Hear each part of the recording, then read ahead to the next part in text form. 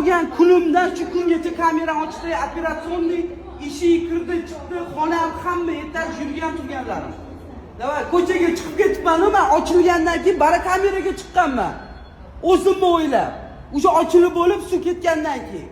Hop? Sigaret chakkanlarimiz hammasini rasmini qo'yib qo'yaman. Siz, Abduqodir, Asliddin, Doston, mani xonamda polni men bilan birga parovoz, xirurglar naq qo'y. Sigaret chakib o'tiradi tepamda. Kim sana operatsiya qildi? Bir pachkalab sigaretga ruxsat berganlar. Hujjat Davay bilan 5 ta turamanman. Kim qaysi hujjat odam sana operatsiya qildi? Nima Doston qildi, hammasini hujjati yo'q. Men ham detskiy ortoped ekan, umid ekan. Xirurg emas ekan, hech kim emas. Ko'rsatsin dokumentni. Yo'qlar klinikani, men reklama qilganman, odamlar o'lib ketsa men javobgar bo'lmayman. Hammaga assalomu alaykum. Men Ko'kosh oldiga keldim. Ko'kosh hozir meni yonimda. Hozir biz mutaxassislar bilan gaplashamiz. Keyin sizlarga xabarini beramiz. Xullas, hozir bitta narsani bizdan shokka soldi.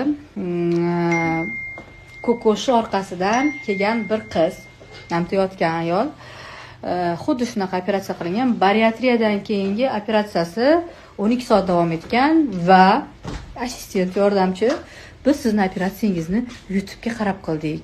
Bunaqa operatsiyani birinchi marta qildik degan. Nima deysizlar? Hozir men vrach bilan gaplashsam, vrach u shogird deydilar. Ularni shogirdlari bor ekan, Doston degan bola, g'isht zavodiga, sement zavodiga hammasiga o'sha bola yurar ekan. Og'ir ahvolda eng katta vrachlar xirurg kirar ekanlar. Baraka topsinlar, xirurg bilan biz gaplashdik, lekin nimaga men bu gapni aytyapman?